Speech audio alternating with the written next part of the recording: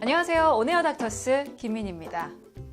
자, 오늘은 세계적으로 장애 유발 요인 1위에 해당하는 질환, 뇌졸중에 대해서 살펴보고자 합니다.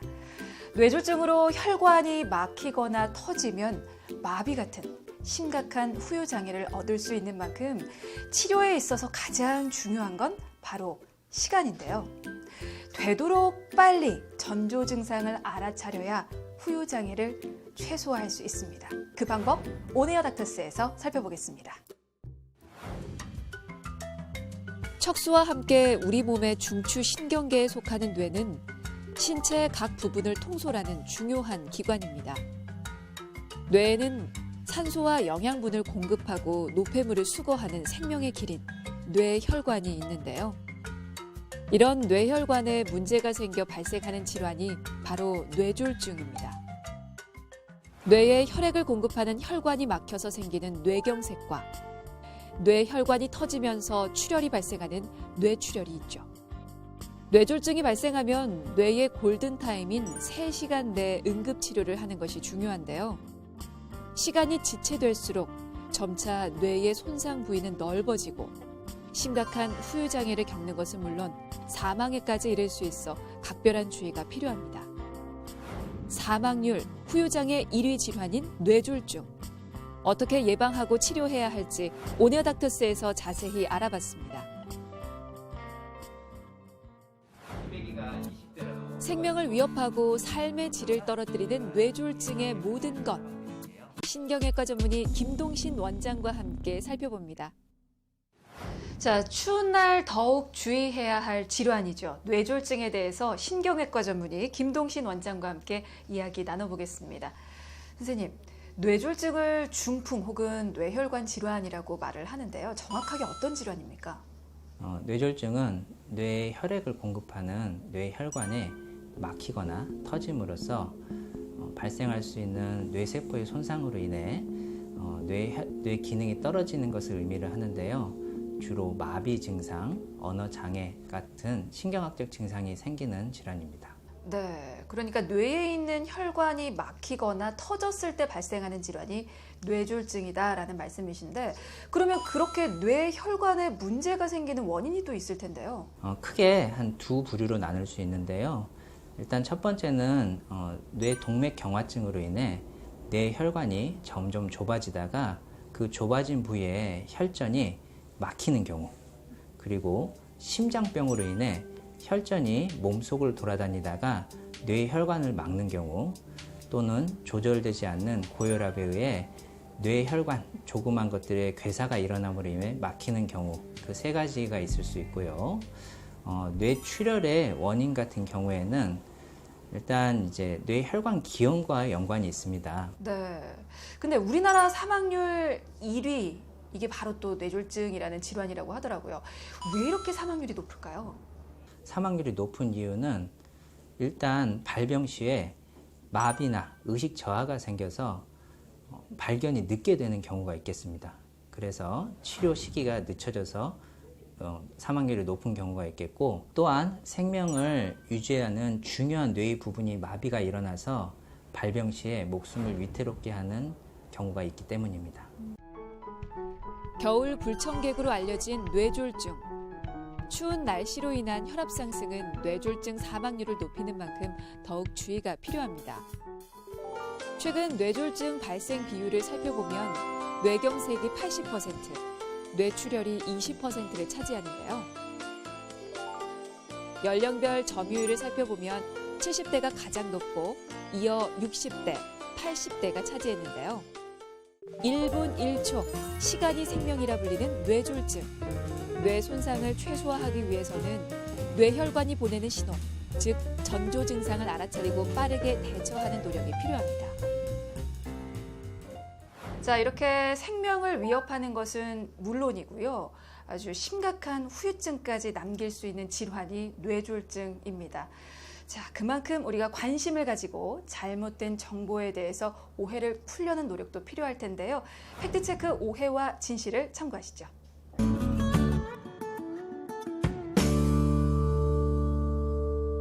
네, 첫 번째 항목부터 좀 보겠습니다. 코골이를 자주 하면 뇌졸중 위험이 높다. 이런 얘기 좀 자주 들어봤거든요. 오해인지 진실인지 알려주시죠. 이건 진실입니다. 진실이군요. 네, 코골이와 같이 동반되는 수면무호흡증 때문이 문제인데요. 수면무호흡증은 저산소증을 유발을 합니다. 몸에 산소가 부족해지면 고혈압이나 부정맥의 유발 가능성이 높아지고, 또한 산소가 떨어졌을 때 뇌압을 높이기 때문에 뇌졸중의 위험이 증가하게 됩니다. 엄밀히 말하면 코골이보다 더 무서운 게 수면무호흡증이군요. 네, 맞습니다. 알겠습니다. 자, 두 번째입니다. 손을 따거나 우황청심환을 먹어야 한다. 그러니까 뇌졸중이 발생했을 때 지금 이렇게 해야 한다라는 얘기 같아요. 근데 사실 주변에 계신 분들은 어떻게 대처를 해야 할지 모르는 경우도 많은데, 일단 손을 따거나 우황청심환 먹는 게 좀 도움이 될까요? 저희 환자분 중에서도 네. 가끔 이렇게 하시고 병원에 오시는 분들이 있는데요. 이거는 오해입니다. 오해군요. 네, 일단 이제 뇌졸중이 왔을 경우에 손을 따면 통증으로 인해 혈압이 올라가게 돼서 병이 더 심해지게 됩니다.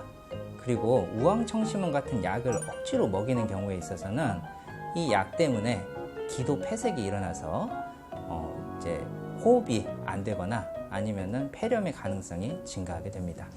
알겠습니다. 섣불리 행동하기보다는 119에게 도움을 먼저 요청하는 게 우선 돼야 될 것 같군요. 알겠습니다. 자, 마지막 항목입니다. 신체 마비 증상.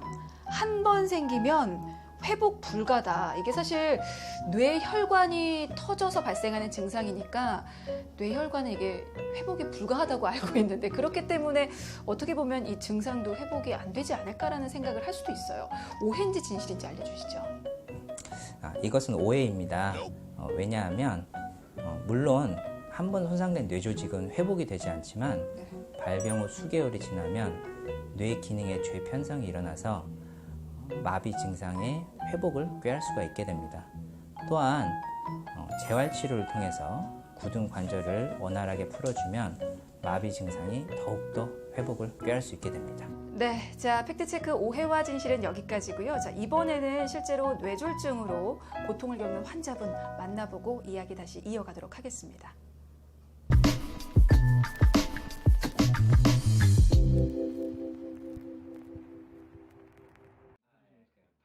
몇 년 전 뇌졸중 전조 증상을 느껴 병원을 찾았던 환자입니다. 처음에 언제 어떻게 뇌졸중을 겪으셨어요? 약 2년 전에 일을 하는데 갑자기 몸이 이상하다는 느낌을 받고 병원에 급하게 오게 되었습니다. 그러니까 실려온 게 아니고 직접 찾아오셨군요. 네, 그렇습니다. 그러면 어떤 느낌을 느끼셨는지도 좀 여쭤볼까요? 그날 아침에 컨디션이 처지고 별로 안 좋았는데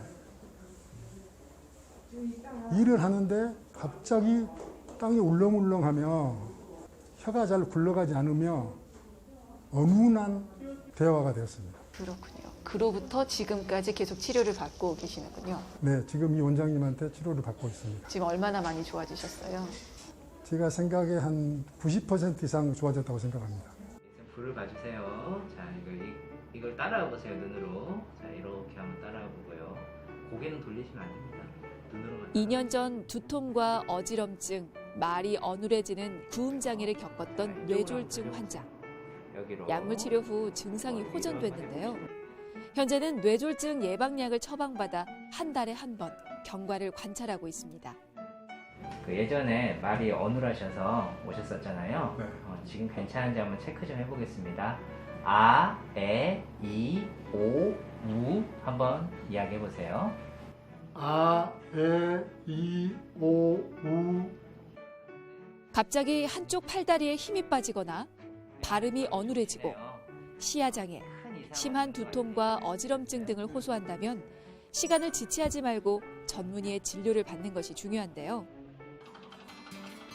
뇌졸중 진단을 위해서는 병력 청취와 진찰, 그리고 뇌 컴퓨터 단층 촬영이나 뇌 자기공명 영상 촬영 등의 검사를 하게 되는데, 이를 통해 뇌경색, 출혈성 뇌졸중과 감별하고 폐색된 혈관의 자리를 파악해 확진하고 치료 계획을 세웁니다.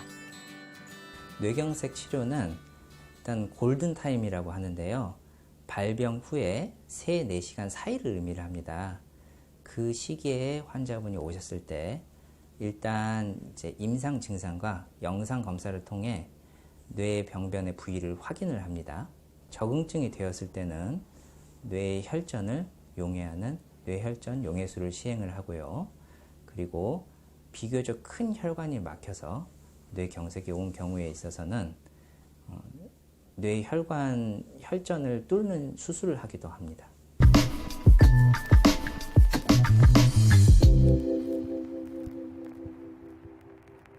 네, 뇌졸중 하면 사실 가장 무서운 게 후유증인데요. 뇌졸중으로 인해서 겪을 수 있는 후유증은 어떤 게 있습니까? 일단 구음장애, 언어장애라고 하는데요. 말을 할 때 어눌한 느낌이 좀 남는 경우가 있겠습니다. 또한 음식물을 먹을 때 물이나 목에 걸리는 삼킴 곤란 증상이 있을 수가 있고요. 시력 저하, 그리고 4번째는 편마비로 인한 근육의 강직, 5번째는 사지의 저림증이 있을 수가 있겠습니다.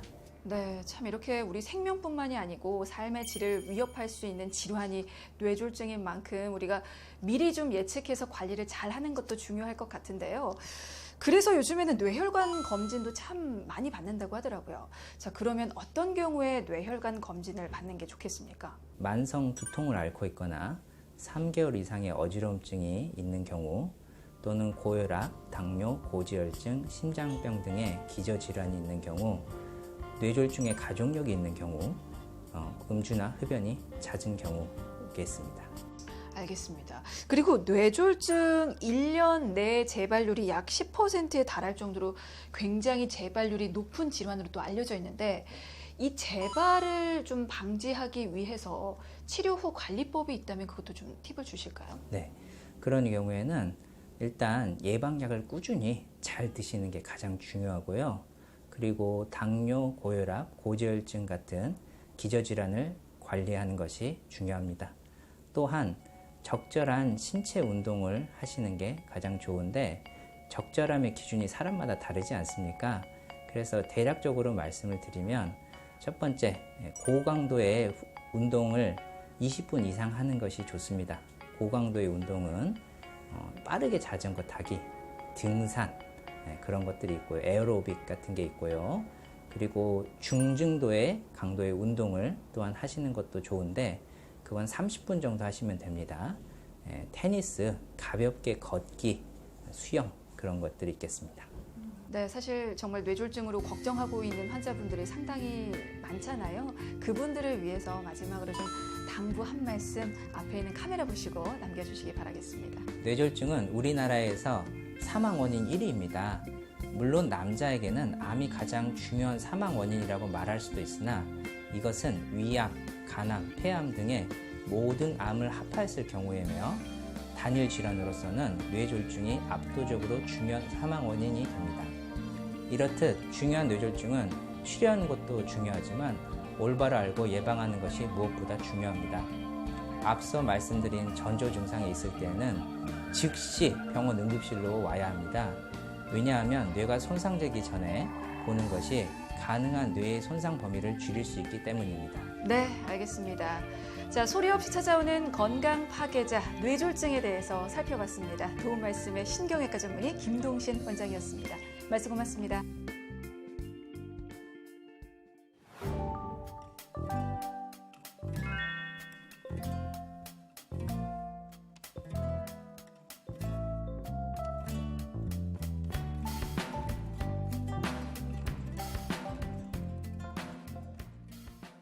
뇌졸중을 제때 치료받지 못하면 사망에 이를 수 있고요. 환자의 10%만이 완벽하게 회복을 할 수 있다고 합니다. 그리고 그중에 75%는 편마비나 언어 장애 같은 후유증을 겪을 수 있다고 하는데요.